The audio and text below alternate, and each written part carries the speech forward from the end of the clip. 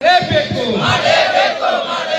ಧ್ವನಿ ಎತ್ತಿ ಧ್ವನಿ ಎತ್ತಿ ಧ್ವನಿ ಎತ್ತಿ ಧ್ವನಿ ಎತ್ತಿ ಮಾತಾಡಿ ಮಾತಾಡಿ ಮಾತಾಡಿ ಮಾತಾಡಿ ಅಯ್ಯಯ್ಯೋ ಅಯ್ಯಯ್ಯೋ ಅಯ್ಯಯ್ಯೋ ಅಯ್ಯಯ್ಯೋ ಅಯ್ಯಯ್ಯೋ ಅಯ್ಯಯ್ಯೋ ಕಾನೂನಂತೆ ಕಾನೂನು ಕಾನೂನಂತೆ ಕಾನೂನು ಸರ್ಕಾರಂತೆ ಸರ್ಕಾರ ಸರ್ಕಾರಂತೆ ಸರ್ಕಾರ ಮಾತಾಡಿ ಮಾತಾಡಿ ಮಾತಾಡಿ ಮಾತಾಡಿ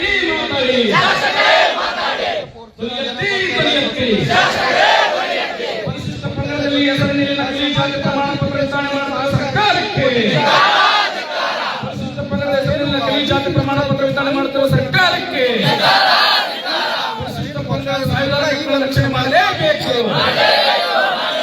ಪರಿಶಿಷ್ಟ ಪಂಗಡದ ಸಾವಿರಾರು ಮಕ್ಕಳ ರಕ್ಷಣೆ ಮಾಡಲೇಬೇಕು ಏನೇ ಬರಲಿ ಏನೇ ಬರಲಿ ನೀವು ತಗೊಂಡು ಯಾರು ಕೊಡ್ರಿ ಲೋಕ ಇದು ಕೊಡ್ ಮೈಕ್ ನೀನು ನೋಟ ಲೋಗ ಹಿಡಿಬಲ್ಲ ಕೊಡ್ಲ ಮಾಮ ಶಿವಣ್ಣ ಕೂಡ್ರಿ ನೀವೆಲ್ಲ ಕೂಡ್ರಿ ಎದ್ದೇಳ್ಬೇಡ್ರಿ. ಹೋರಾಟ ಅಂದ್ರೆ ಹೆಂಗೆ ಇರ್ತದೆ, ಎದ್ದೇಕ್ ಹೋಗ್ತೀರಿ, ಕೂಡ್ಬೇಕು ಅಂತ ಅವಲಿ ಒಂದು ಪದ್ಧತಿ ಇರ್ತದೆ. ಅದಾಗಿ ಕೊಟ್ಬಿಡೋರು ಅದನ್ನ. ಏ ಶಿವಣ್ಣ ಇದನ್ನ ಹಿಡ್ಕೊ ಇದು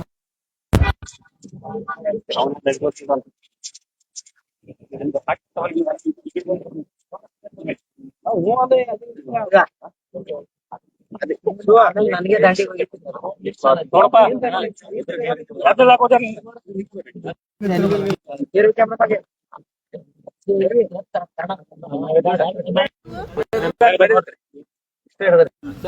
ಇವರ ಮನೆ ಮುಂಭಾಗದಲ್ಲಿ ಪ್ರತಿಭಟನೆ ಮಾಡ್ತಿದ್ದೀರಿ, ಏನೇನ್ ತಮ್ಮ ಬೇಡಿಕೆ ಏನಿದಾವೆ?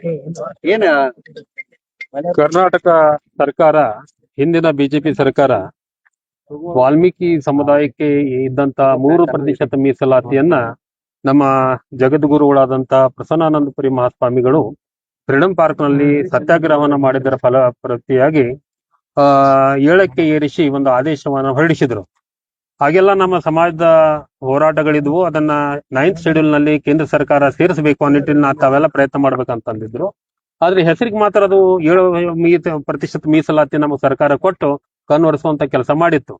ಅದ್ರಿಗೆ ಈಗಾಗಲೇ ಏನಾಗಿದೆ ಅಂತಂದ್ರೆ 7% ಮೀಸಲಾತಿ ಅದನ್ನ ಹೈಕೋರ್ಟ್ಗೆ ಹೋಗಿ ಕೆಲವೊಂದ್ ಜನ ತಡೆ ತಂದಿದ್ರ ಹಿನ್ನೆಲೆಯಲ್ಲಿ ಹೆಂಗ್ ಯಥಾಸ್ಥಿತಿ 3% ಅದು ನ್ಯಾಯಬದ್ಧವಾಗಿ 3% ಇದೆ.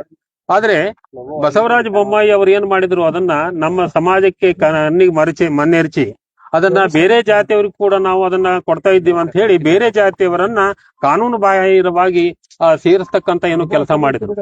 ಆ ನಿಟ್ಟಿನಲ್ಲಿ ನಮ್ಮ ಸಮುದಾಯವನ್ನ ಇವತ್ತು ಕಾಡ್ತಿರ್ತಕ್ಕಂಥದ್ದು ಏನಪ್ಪಾ ಅಂತಂದ್ರೆ ನಕಲಿ ಸರ್ಟಿಫಿಕೇಟ್ ಪ್ರಮಾಣ ಪತ್ರ, ಜಾತಿ ಪ್ರಮಾಣ, ನಮ್ಮ ಜಾತಿ ಹೆಸರಿನ ಮೇಲೆ ಬೇರೆಯವರು ಪರಿಶಿಷ್ಟ ಪಂಗಡದ ಪ್ರಮಾಣ ಪತ್ರಗಳನ್ನ ಪಡಿತಾ ಇದ್ದಾರೆ. ನಕಲಿ ಜಾತಿ ಪ್ರಮಾಣ ಪತ್ರಗಳ ಹೆಚ್ಚಳ ಈಗಾಗಲೇ ಬಹಳಷ್ಟು ಆಗಿದೆ. ಆ ಹಿನ್ನೆಲೆಯಲ್ಲಿ ಕರ್ನಾಟಕ ರಾಜ್ಯಾದ್ಯಂತ ಹೋರಾಟಗಳನ್ನ ಮಾಡ್ಕೊಂಡು ನಮಗೆ ಅನ್ಯಾಯ ಆಗಿದೆ, ಈ ವಾಲ್ಮೀಕಿ ಸಮುದಾಯಕ್ಕೆ ಅನ್ಯಾಯ ಆಗಿದೆ,